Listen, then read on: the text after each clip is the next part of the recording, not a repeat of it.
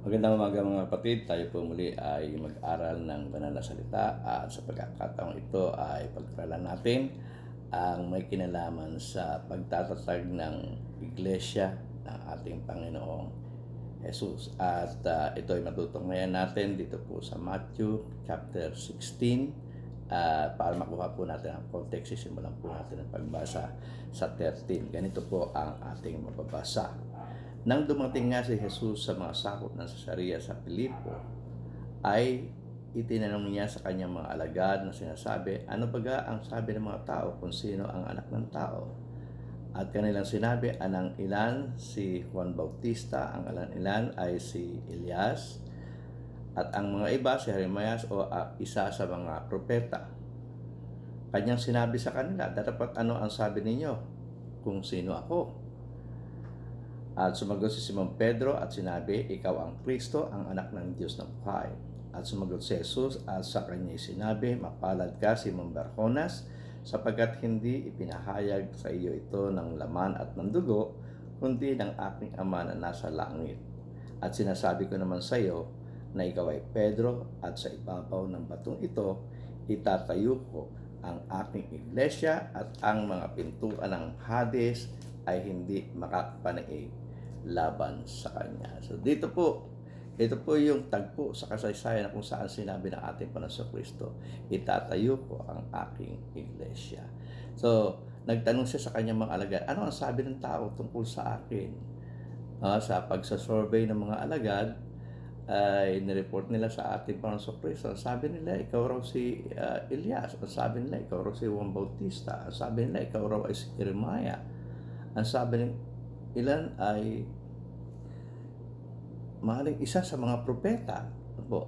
So yun po yung kasagutan ng mga tao tungkol sa ating Panginoon Kristo. Ang pagkakalam ng mga tao, isa lamang siyang propeta na sinugo ng Diyos upang mangaral sa sanlibutan. Pero tinanong niya ang kanyang mga alagad at ang sabi niya, ano ang masasabi niyo tungkol sa akin? Ano sinasabi niyo sa mga tao? Kung sino ako? Si Simon Pedro ang sumagot. Sabi niya, thou art the Christ, the Son of the living God.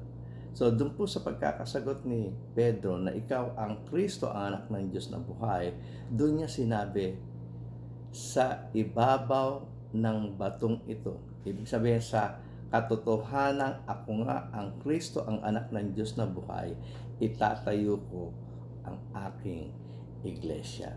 So dito makikita natin, kaya itinayo ng ating Panginoon Kristo yung kanyang iglesia ay dahil siya nga yung Kristo, ang anak ng Diyos na buhay. Sapagkat sa Old Testament po, sa mga hula sa Old Testament o sa pangako ng Diyos, to be specific, ano po, yung pangako ng Diyos kay David, no, yung kung sino yung Kristo, kung sino yung haring darating na pagtatayuan ng Diyos ng kanyang kaharian, siya lamang yung may karapatang magtayo ng iglesia o ng bahay. Ito'y mababasa natin dito po sa 2 Samuel at ang talatang ating babasahin na nandun po sa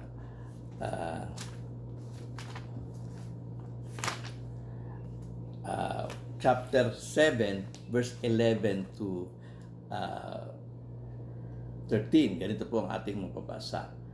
At gaya ng mula sa araw na aking halalan ng mga hukom ang aking bayang Israel at aking papagpahingin ka sa lahat ng iyong mga kaaway, bukod sa rito, isinaysay ng Panginoon na igagawa ka ng Panginoon ng isang bahay. So may pangako ang Diyos kay Haring David na gagawan siya ng bahay. At paano gagawin ng Panginoon yun? Ang sabi po sa 12, pagka ang iyong mga araw ay naganap, at ikaw ay natutulog na kasama ng iyong mamagulang, aking ibabangon ang iyong binhi pagkatapos mo na magmumula sa iyong tiyan, at aking itatatag ang kanyang kaharian.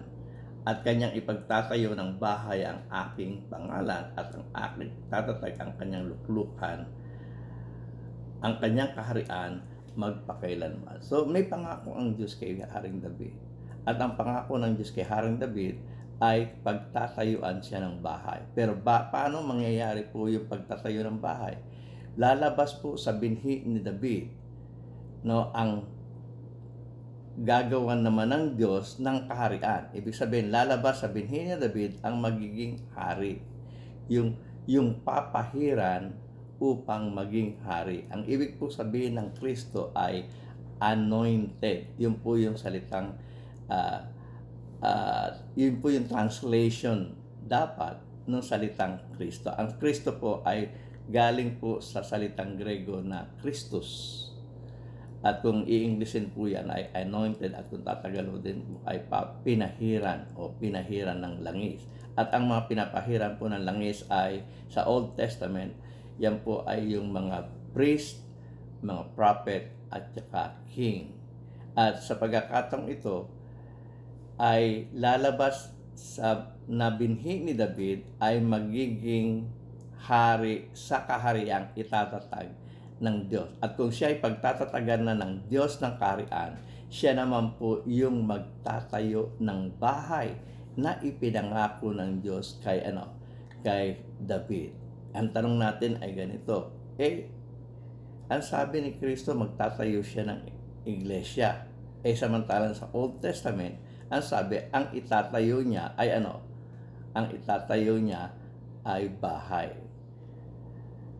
Sa Biblia po, yung itatayo pong bahay, yun rin po yung itatayong iglesia. Yung itatayong iglesia, yun rin po yung itatayong bahay. At yan mababasa natin dito po sa Timothy, sa 1 Timothy, at ang chapter po ay 3, at ang talata ang aking babasahin po ay naandun po sa 15. Ganito po ang ating mababasa. Ngunit kung ako'y magluwat ng mahabang panahon ay upang maalaman mo kung paano ang dapat sa mga tao na ugaliin sa bahay ng Diyos. Napansin po natin yung salitang bahay ng Diyos, house of God.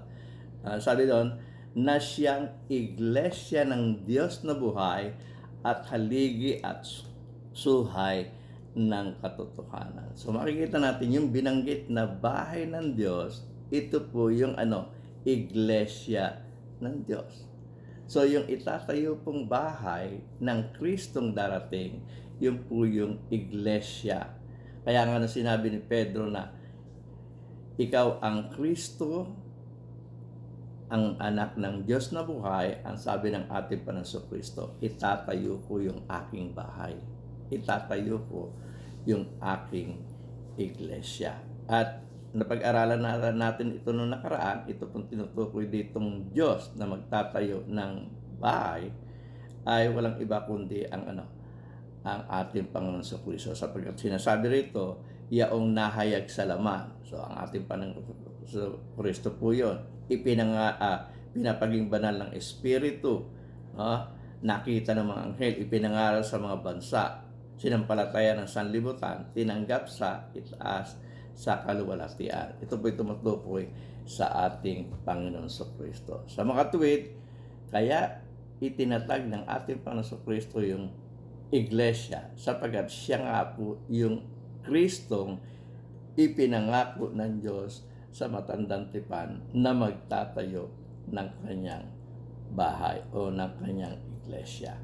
So, wala pong karapatan ang sino man magtayo ng iglesia maliban kung siya po ay ang itinalagang tagapagtayo. At sa Old Testament, meron pong itinalaga ang Diyos na magtayo ng iglesia, yung pong binhi ni David. So kung hindi ka binhi ni David, hindi ka pwedeng maging tagapagtayo ng iglesia. At kung hindi ikaw ang Kristo, marami naman binhi si David, pero kung hindi naman ikaw yung itinalagang magiging hari sa kahariang magpakailanman, kung hindi ikaw ang Kristo, hindi ka rin po binibigyan ng pahintulot ng Diyos o hindi ka rin binibigyan ng karapatan ng Diyos na magtayo ng sarili mong iglesia. Ang pwede lamang magtayo ng iglesia yung pong ipinangakuan ng Diyos. So, the legitimate builder of the church is the only one who was prophesied, who was promised to David, na kung sino man yung pinangako kay David na kanyang binhi na magbibigyan ng Diyos ng kahariang walang hanggan, yun lamang po ang binibigyan ng karapatan ng Diyos na magtayo ng kanyang iglesia. Kaya nga sinasabi sa Biblia na iisa lang yung iglesia sapagkat iisa lamang po yung tagapagtayo. At kung napapansin po natin sa ating kapaligiran na napakaraming iglesia, ang katanungan lang po dyan, sino ang nagtayo ng iglesia ninyo? Sino nagtayo ng mga churches ninyo? Iisa lamang po ang sinasabi sa Biblia na magtatayo ng bahay para sa Panginoon. No? Iisa lamang po ang sinasabi ng Biblia na magtatayo ng iglesia. At walang iba kundi ang ating Panginoong Jesus. Bakit? Sapagkat siya yung napatunayang siya nga ang Kristo, ang anak ng Diyos na buhay. So malibang ikaw ay Kristo, ang anak ng Diyos na buhay, wala kang karapatan na magtayo ng sarili mong kanya o sarili mong iglesia. Kasi magtatayo ka ng sarili mong kanya, nagkakasala ka lang sa Panginoon. So, tulad natin mabasa natin dito sa Roma, kapitulo po ay 10. Ganito po ang ating mababasa. Tingnan niyo po ang sabi. Mga kapatid, ang nais ng aking puso at ang aking panalangin sa Diyos ay patungkol sa kanila upang sila'y mangaligtas sapagkat sila'y pinatutuhanan ko na may pagmamalasakit sa Diyos darapat hindi ayon sa pagkakilala, sapagkat sa hindi nila pagkaalam ng katuwiran ng Diyos at sa pagsusumaki na maitayo ang sariling kanila ay hindi sila napasako sa Diyos. So yung nagtatayo ng sariling kanila, wala yun, hindi sila tatanggapin ng Diyos. Kaya kung tayo po ay gusto makatiyak sa tunay na iglesia ang ating pong sasamahan, yung pong itinayo ng Kristo na anak ng Diyos, sapagkat yung pong iglesia na itinayo ng Kristong anak ng Diyos na buhay, yun lamang po yung legitimate church, because He is the only one who is legal na magtayo at pinapayagan ng Diyos na magtayo ng iglesia.